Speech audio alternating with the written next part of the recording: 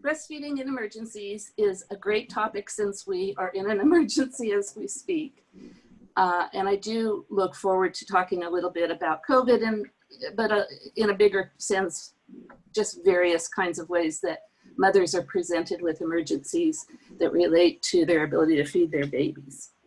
And when I talk about this topic, there's an underlying theme or message I want us to take back from it, and that is when a mother breastfeeds her baby, that is actually in and of itself an emergency preparedness activity. She has already put in place something that, regardless, by and large, of any kind of up and down and unexpected events that may happen with her life or her babies, as long as they can be together, she's already taken care, she's already provided for the, or maybe we should say Mother Nature has provided for her baby's food. So a mother who makes the choice to breastfeed her baby, we often talk about, it's important to us that a mother makes an informed choice about how to breastfeed her baby, or whether to, I should say, whether to breastfeed her baby. We want that to be an informed choice. We want her to, even for just a moment, consider into the future the possibility that if she's leaning towards using formula instead of breastfeeding, that there could come a day when that could pose a problem for her. And it's not a threat, and it's not a deciding factor in and of itself, probably for very many mothers, but it's certainly part of a choice we hope is factored into a choice that a mother would make. So because babies and mothers are designed to be together, as long as they are together, there's a certain safety and peace of mind that a mother can have. And oftentimes the baby doesn't know there's an emergency anyway. So my thoughts when I thought about the topic immediately went to a song that I love. The song has this line: hold fast to the mother, hold fast to the mother as she turns us around. No matter what happens, if the mother's there with the baby, they'll be okay. So let's think about the emergencies. Go ahead with the next slide. Thank you. I'll try to remember to tell you to move those slides, Claudia. When a mother, there are large emergencies, but there are many small emergencies that can come up. Are you finding, can you advance our slide for us? Can you guys hear me? Yes. Oh, there we go. Good. Okay. So things like, oh, hi, Julie. I see you in that picture. Mothers can have temporary separations from their baby in unexpected ways that may not last for a very long time, but may pass through several feedings. Sometimes those are times when mothers end up, for whatever reason, in an emergency room or in a hospital, or maybe she's traveling for work and something unexpected happens to her travel plans, and so on and so forth. So short-term separations can seem like very big emergencies to a breastfeeding mother and baby. So those are the big things. And there can be service interruptions that would leave a mother stranded without clean water for a few days, hopefully not longer, or electricity to heat water to provide, to mix for formula. And so, you know, we certainly hope that the full-on natural disasters are not the things that we ever have to deal with, but we need to give them some thought as well. I have a couple of real-world examples that I'm going to relate right now that came past my attention. And the first does have to do with emergency, my mother having to go to an emergency room. And frankly, this happens, this has always happened. I'm sure it's still happening. Mother goes to the emergency room, perhaps because her cesarean section incision has gotten infected. I'll bet if I had to raise somebody, if I asked you to raise your hands, there'd be a few of us in this audience that may have happened to. But it would happen, and things like that do. The stories never stop of mothers being in an emergency room and being told that she can't keep her baby with her, even though her baby depends on her for food. Mother also depends on the baby. So we have to remember that if a mother is separated from her baby because she's getting some kind of medical treatment, and someone thinks the environment isn't good for a baby to be in with that mother, well then, that mother needs some kind of support. She needs to empty her breasts. So that's just a constant that happens. I'm sure that it's still happening, and I really want anyone who is ever in a position to help a mother in that situation to remember that's an emergency. She needs help. She can't take care of that herself. The other one is a little more current in that early on in this pandemic, in the first month or so, I read on my social media about a mother who said, "Oh, I'm working from home. I had to lead a Zoom meeting for my team, and my husband had the baby. He was out with the baby, but he came back unexpectedly because the baby needed mom. There was something that came up." She was leading the Zoom meeting, and so she proceeded to put the baby to the breast. Somebody spoke up, and she actually mentioned it was a man, but this kind of thing is never limited to one gender. She spoke up and said, she said to the person who was not happy about that if they wanted to, they perhaps could turn off the camera. That didn't happen. The team member actually complained to this woman's HR department. And the HR department told her that she should be comporting herself exactly the same way she would if she were at work at her office.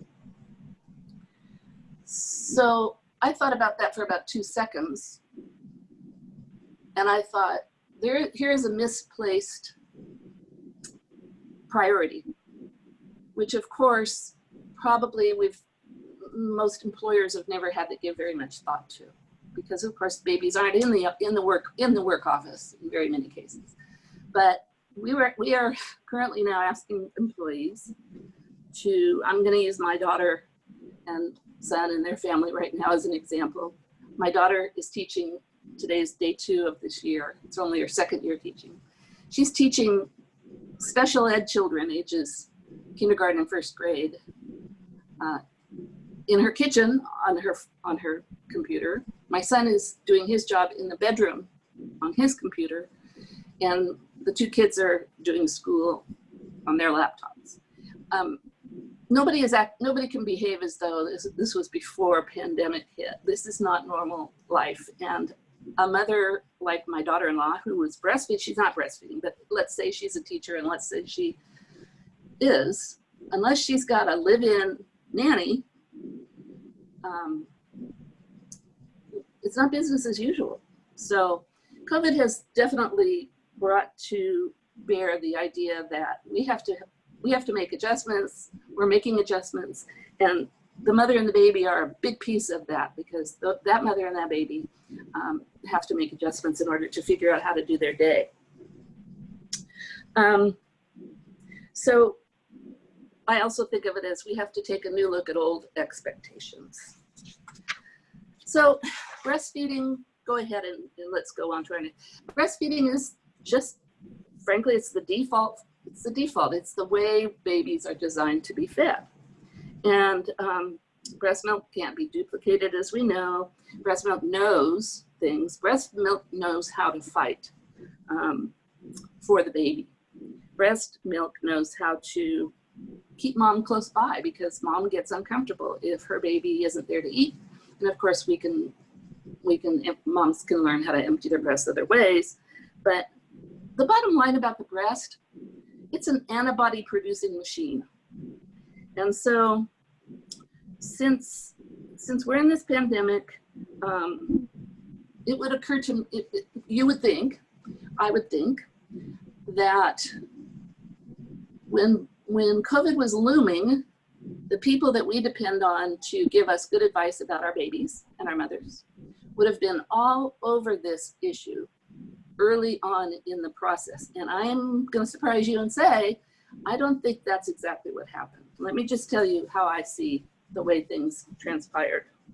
And then you can judge for yourself whether you think that some of our important organizations had breastfeeding and supporting mothers in the forefront of their thought. Next slide, February 10th, 2020. By February 10th of this year, people who had a job either of requiring them to notice,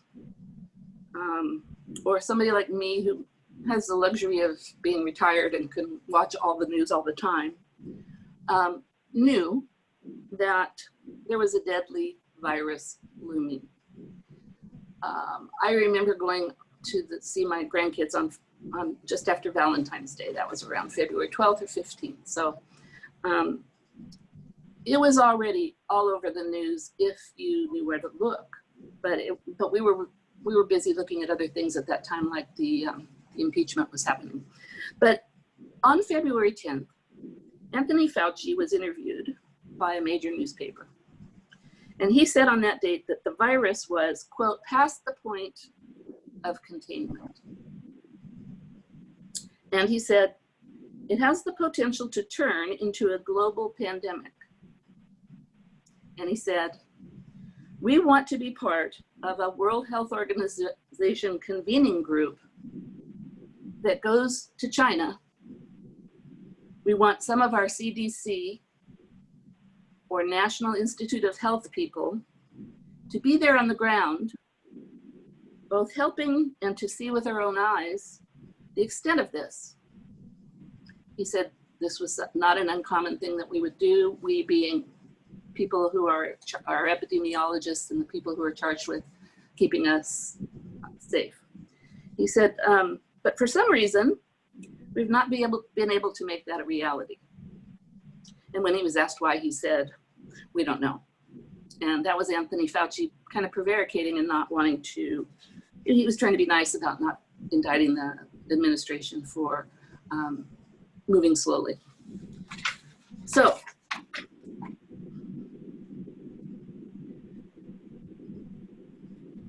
there are two organizations that are important that we look to, American Academy of Pediatrics and the Center for Disease Control, the CDC.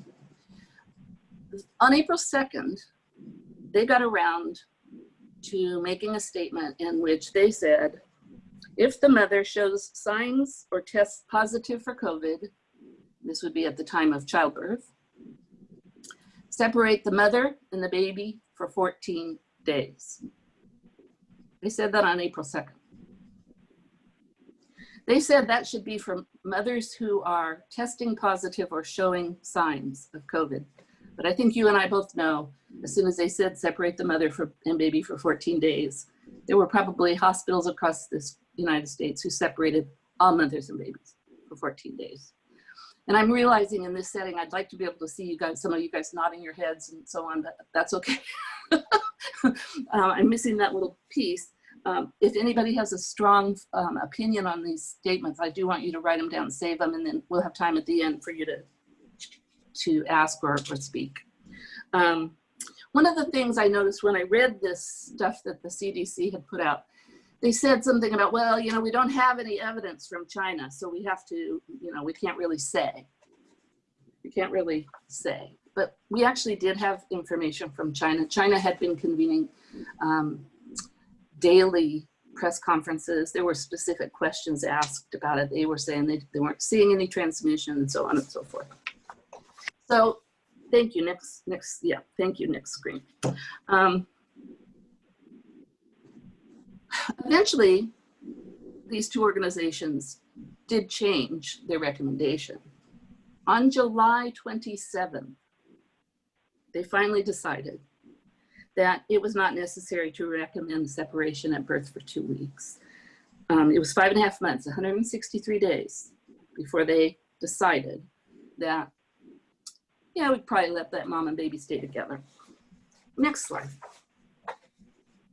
So I'm calling this Know Your Resources. I think you heard it said, I've been a La Leche League leader for around 40 years, give or take a couple of years.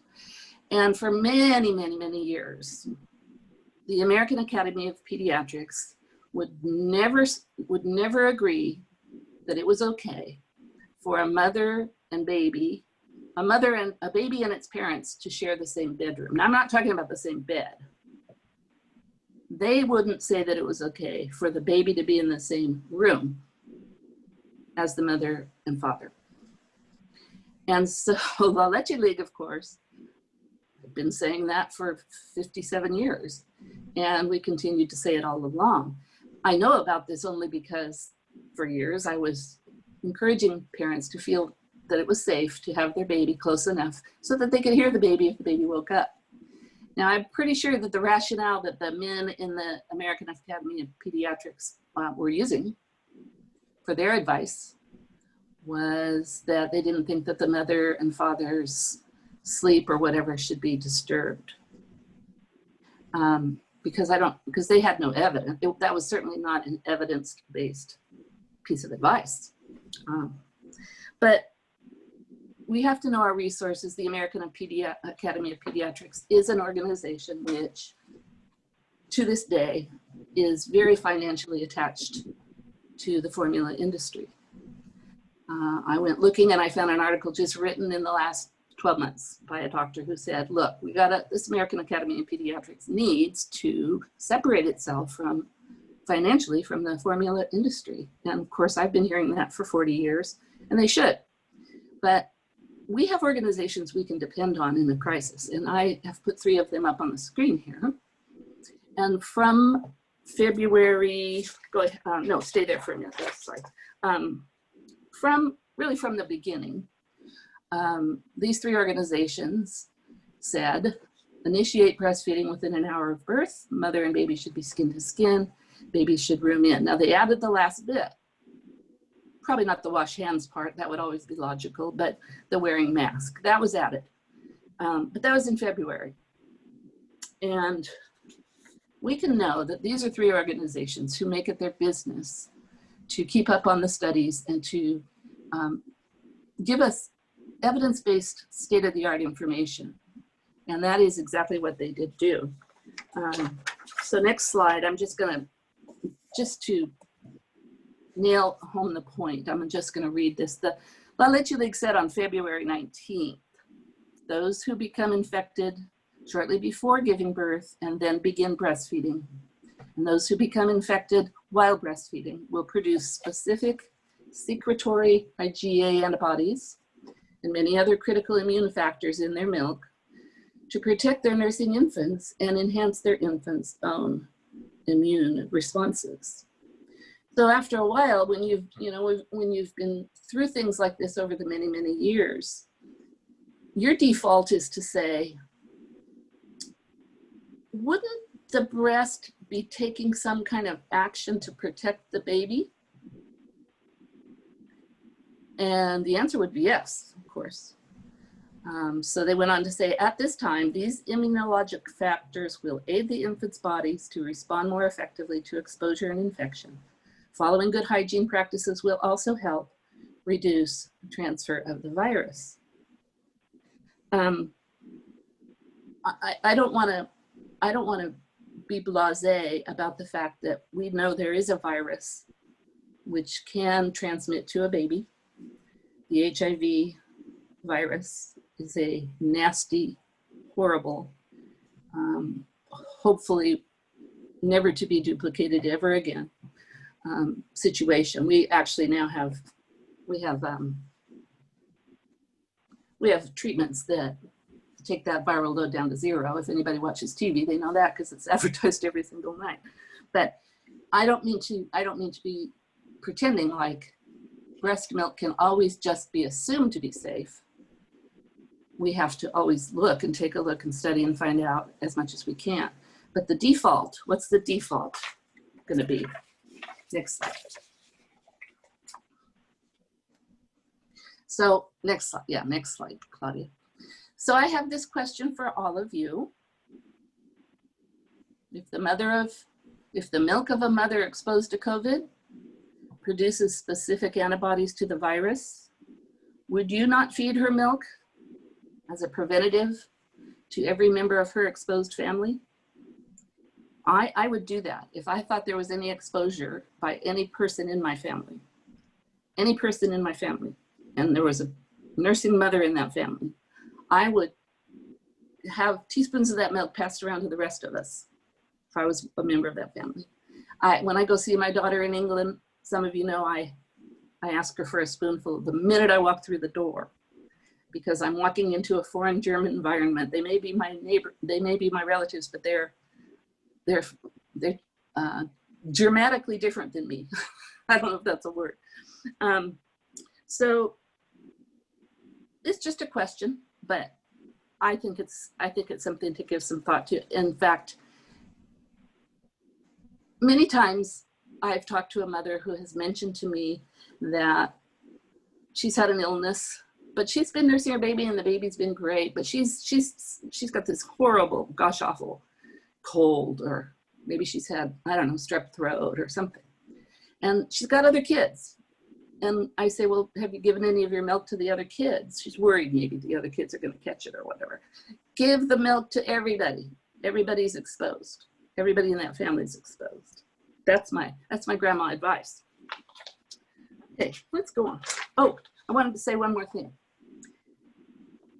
Even Medela, the breast pump organization, has told us 1 teaspoon of human milk contains at least 3 million germ-killing cells in it. Okay, we're going to talk about some bigger situations that we've known about. In January 2010, a 7.0 earthquake in Haiti destroyed 250,000 homes. At the time of this event, or prior to this event, and I remember this, there were organizations, and a lot of this work was done by breastfeeding advocates in Australia. They had taken the forefront of this. They had really been pushing hard on the various large-scale non-governmental organizations, the charitable organizations, the Save the Children kinds of, not UNICEF, because UNICEF has always been the world's best promoter of breastfeeding, but many organizations that took heavy donations at times of disaster had in the past, a large component of that would be to, frankly, dump a lot of infant formula into the area where there was a disaster taking place. The effect of that would be that there was actually more illness in children. There's plenty of studies and evidence of this. And so Haiti was the first time that we were able to see that some of their advocacy was actually having a good effect. Organizations had started to put in place better guidelines and rules for when to donate, to whom to donate, in what way it would be implemented on site, and so on. So these days, in fact, when the public is asked to donate for a disaster, the best organizations say, please don't send formula. They just flat out refuse to have it be sent. And that's good, because money is donated and that can be used to purchase the formula that in fact is needed, the right amount, formula that would be usable, and so on. And so when Haiti happened, next page we can look at.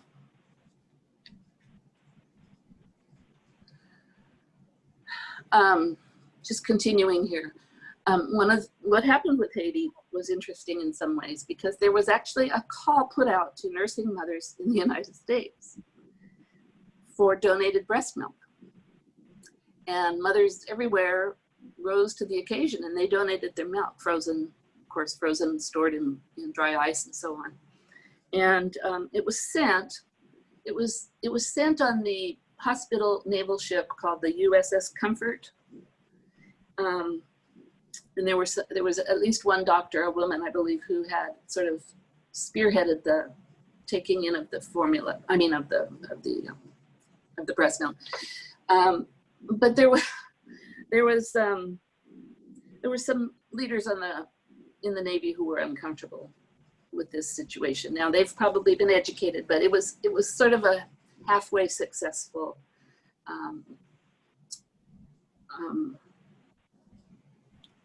activity. There wasn't really enough freezer space, this and that and the other. So that was a big step forward when that happened. It was very well shown that the milk itself could be provided. The mothers were there. The mothers stepped up. And so it then calls on the implementation to take place by people somewhat further removed from the actual mother support in person. And donated frozen milk has a very, very good track record. It's safe, it's keepable in the right conditions, and it's, ideally, it's the closer by that the milk is donated from, the less transportation it has to undergo and so on. That's important. But let's talk a little bit more about mothers donating milk. Let's go to the next slide.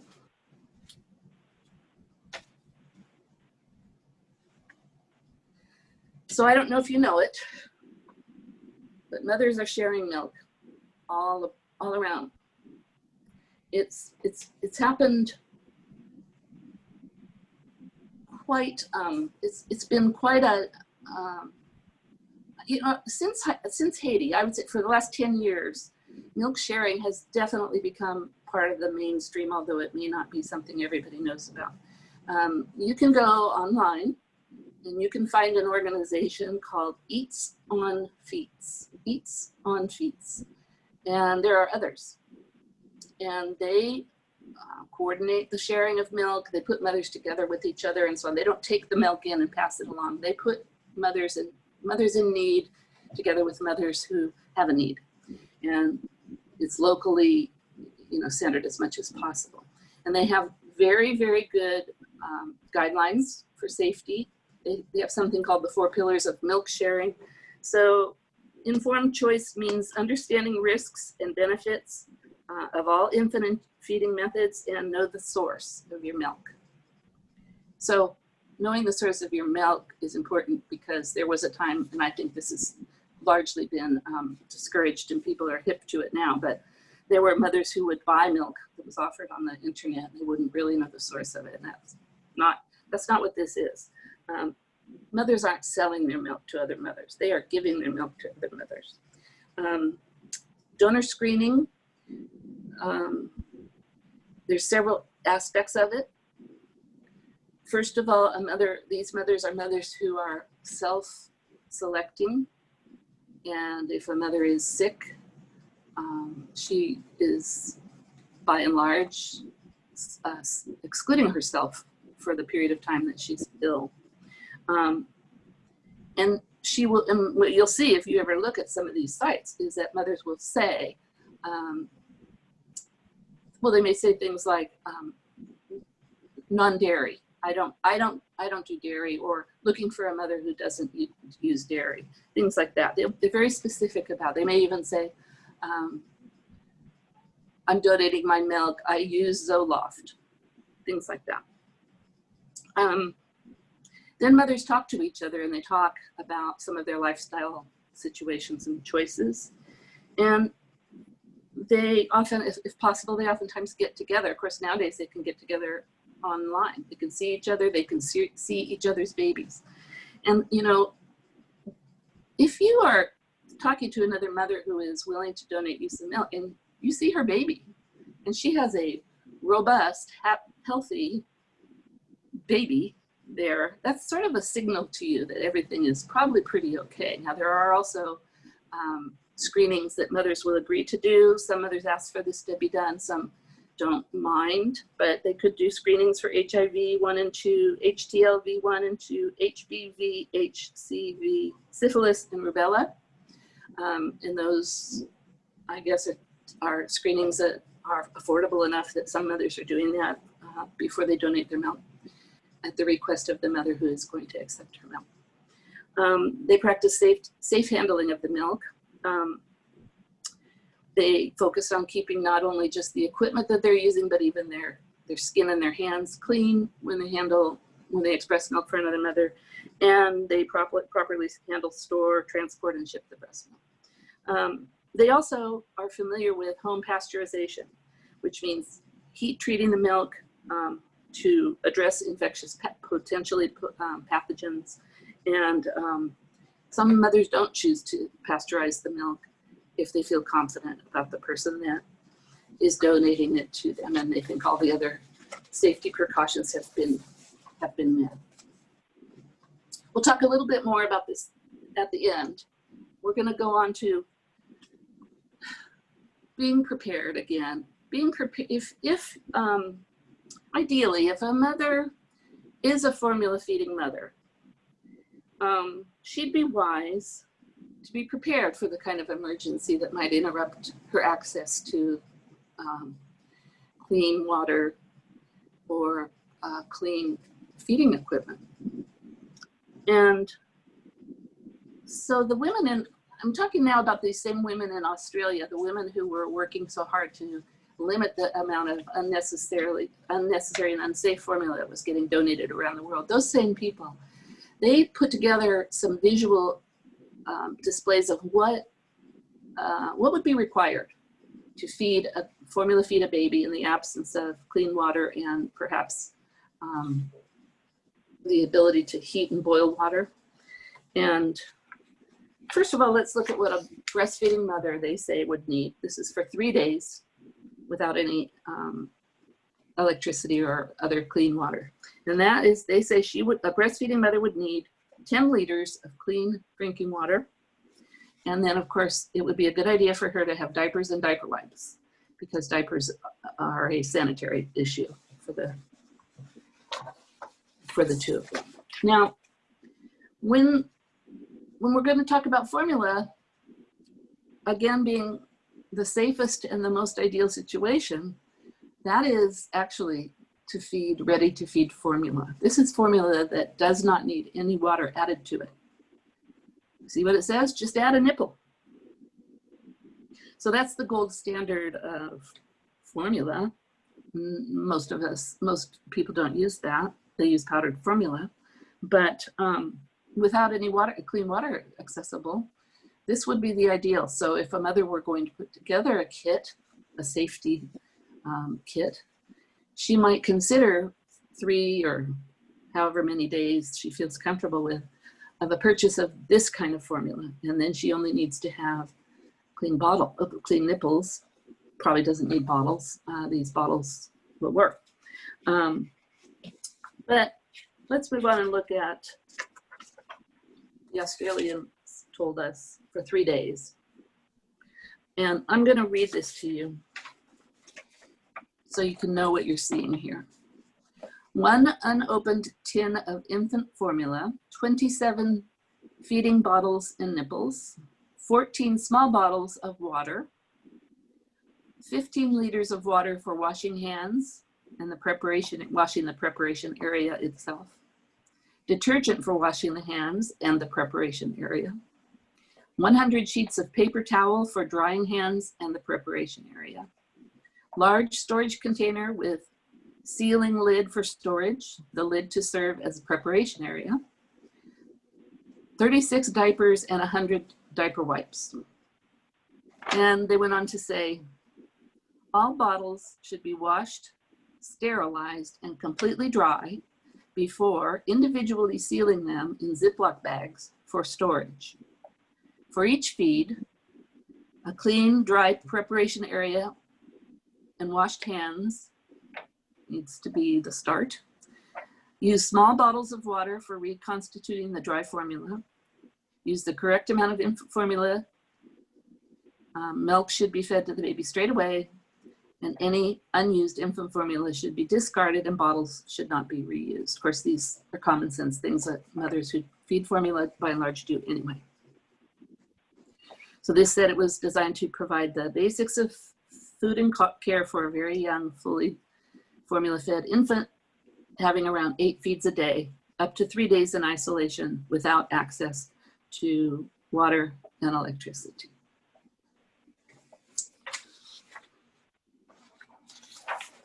Okay, let's go.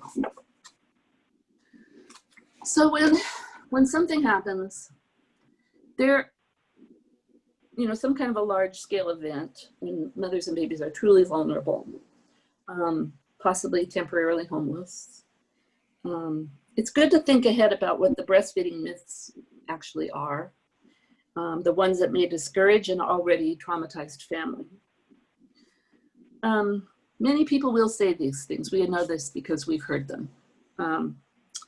And so let's look. Stress. Many people believe that stress will cause milk to dry up. While it helps to, not be exposed to very much stress, this is not true that stress and shock cause a milk to dry up. So I'm going to be honest and say I know of one case in my 40 years, and you understand, as a legislative leader, I've known of a lot of mothers and babies. The one story I do know of was a person who I knew of because she was a writer about breastfeeding. I think she had even written a book. She had a newborn baby, and almost simultaneously, one of her teenage boys was brutally killed. It was a murder. It had to do with drugs. And much time later, she wrote about it, and she said that she got no milk. The baby was born, no milk. I'm talking, though, these two events happened in the same week. And I also don't think that is normal. I don't think that's something you could say would happen, but it did happen. And so sometimes we know with an old wives' tale that there is a sliver of truth to the original thought. So anyway, that's nothing anybody should assume would ever happen at all. In fact, we'll look at reasons why it might even sort of be the opposite situation. But mothers are told they won't get enough food. They can't breastfeed because the food is, we have temporary problem with food delivery, but mothers don't have to get massive amounts of food to produce milk, and they don't have to have any certain kind of food to make good milk. They always make good milk. Things like baby won't grow well and so on. That's, one of the things about that, if we envisioned a truly devastating situation with many people not having homes for some long period of time, we would assume in the community, something like WIC would still be there. We know they would. WIC is always there, right? But WIC would take care of tracking how the babies were growing. We just know that that would be the case. They would.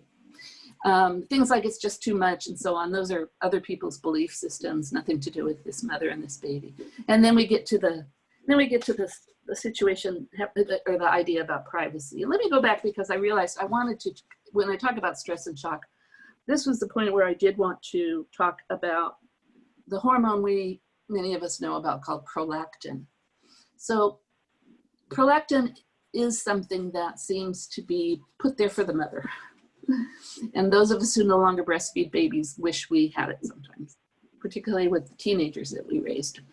But prolactin is something that allows a mother, at the time she sits down and nurses her baby and puts up her feet, baby starts suckling, mother actually takes a big, deep breath and just, she feels it. She feels more relaxed. And in case you don't know it, mothers oftentimes pick up the baby to nurse the baby, not because the baby's hungry, but because the mother needs a little bit of calm prolactin to flow for a few minutes. Sometimes I would actually roll my baby over towards me and latch my baby on because I couldn't get to sleep. My mind wouldn't slow down. That kind of thing is there for us. So prolactin is something, in fact, that in a stress or a shock situation is there for the mother that the, frankly, non-breastfeeding, formula-feeding mother doesn't have in her corner.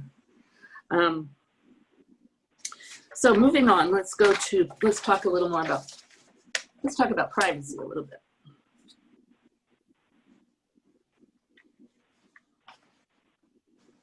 Have you ever noticed that privacy is something that a breastfeeding mother will often be told she needs privacy by somebody else? The person at the swimming pool that thinks she shouldn't be nursing her baby there, and she'd be much happier if she went indoors to nurse her baby, even though she's got 3 other children under the age of 4 in the pool at the time. And she doesn't want any privacy. She wants to not be hassled. Privacy is not for the comfort of other people, and privacy is something a mother herself knows whether she wants, needs, or not, and some do. But it's not a requirement, it's an offering. And we want, in situations where there is a lot of chaos and stress, we want a mother to have access to a place that is private, because it, more than anything else, it may provide her a sense of calm and of safety. Not so much that she cares if anybody else knows she's breastfeeding her baby.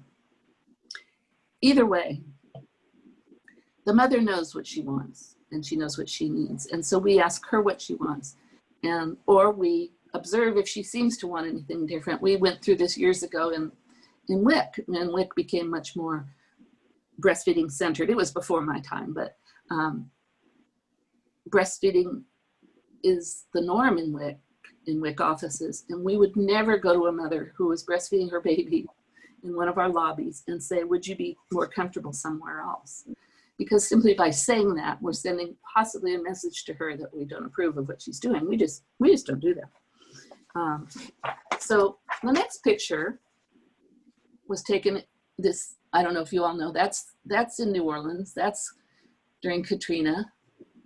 That's that horrible, awful Superdome that all the people were kept inside when the floods came.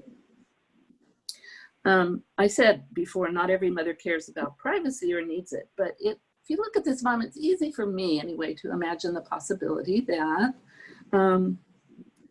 maybe she nursed her baby as well as formula fed her baby.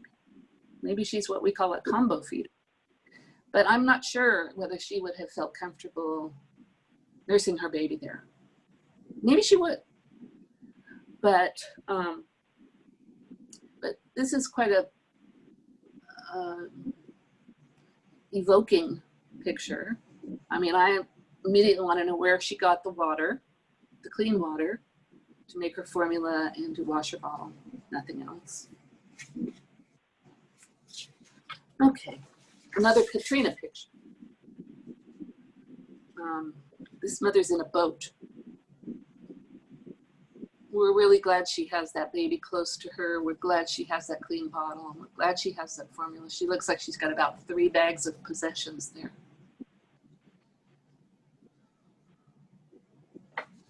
Okay, let's go on. So this picture was taken in Haiti.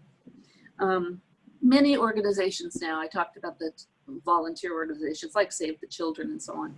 This is something that they have always done, is provide baby tents or mother baby tents, places where people can go who, if they've lost their home or their home is very, many people jam together or whatever, they have a place they can go. Doesn't have to be a tent, it could be a building, could be a WIC office, but we know, I'll let you league again and WIC, we know that mothers always do better when they have other mothers around to talk to encourage them, to support them. They don't have to spend every minute together, but having a chance to, maybe there's outside the tent there's a lot of turmoil going on. Inside that tent, that's a place that is really going to nurture that mother and baby. And it may be, in this case, the mother who's getting quite a bit of the necessary nurturing. These baby tents usually have, oh, that's okay. These baby tents usually have baby scales. They have somebody there who can help if the mother's having any latching problems. There's probably a mother sitting there who could help another mother with that, but they can monitor and track those babies' health, so on, and having that place that she knows that she can go and be calm in, again, is for the mother far more than for the baby himself. So go ahead, we'll go on. this is another Katrina picture, and I'm going to tell you that I remember this picture from the time of Katrina. I never forgot this mother on the left. So I think it's simple things oftentimes that we can remember that we can do. It's not hard to find a piece of fabric and get a mother and baby truly attached and safely together, let's say. It can be just a sheet. It can be a bed sheet. This beautiful woman on the right is my daughter-in-law, Jackie, and the one who's teaching just her second year of special ed teaching today. So this was Emmett, who was less than 48 hours old. I'm there taking the picture at the hospital. And Jackie had not put this baby down since Emmett was born. And I'm not entirely certain that any of us had held him yet. What I can tell you about Jackie is she's a mother bear when her babies are born. And probably nobody had held the baby, including Daddy. Maybe Daddy got to have him for a few minutes. But she wanted to go outside and get some fresh air and go and get a little sun.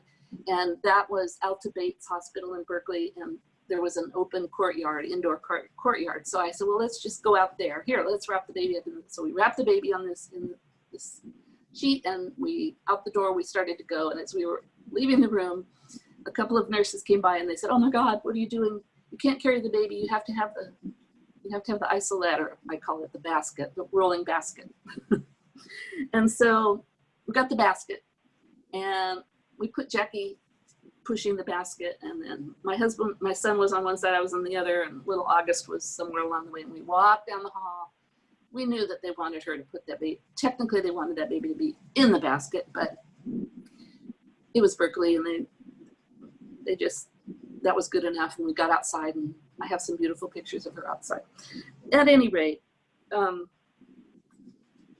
Emmett's 8 years old now.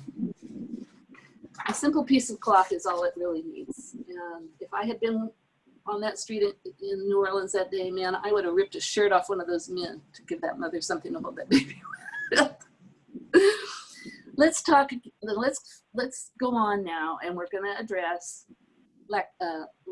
relactation. This is kind of the final, this is the final trick we have in our bag. The more newly delivered a baby is, the easier it may be for a mother to start breastfeeding her baby, even if she has started formula. We know this at WIC because many mothers come to WIC and they have started on formula, and then we find out they actually wanted to breastfeed, and we help them. And of course, as the weeks and months go by, it becomes a little trickier, and we can't ever make a guarantee if a baby's 4 months old, for example, that the mother will bring in a full milk supply again, but there's plenty of examples of it happening. So, you know, relactation is actually written into these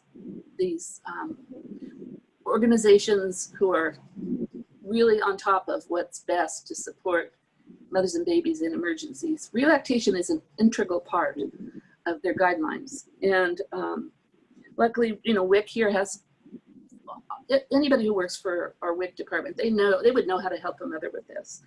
Because as long as the baby will suckle it, the easiest case would be if the baby will suckle, then, and the baby may spend a lot of time suckling on a pacifier and lose the pacifier, and chances are the baby will suckle on the breast. I mean, we can't guarantee that. That's the first thing you want to do, is give that a try. And so any mother who is interested in that, we can certainly start looking at the golden rules of relactation. Number one, which is when milk is removed from the breast, it's replaced. Number two, any suckling at the breast is useful. And number three, the breast can be used for comfort. And so because that's the case, any suckling that's going on for comfort is useful for stimulating milk supply. Have I used up my time? Claudia? No, Sue, you're okay. We have a few more minutes before we start that last video. Okay.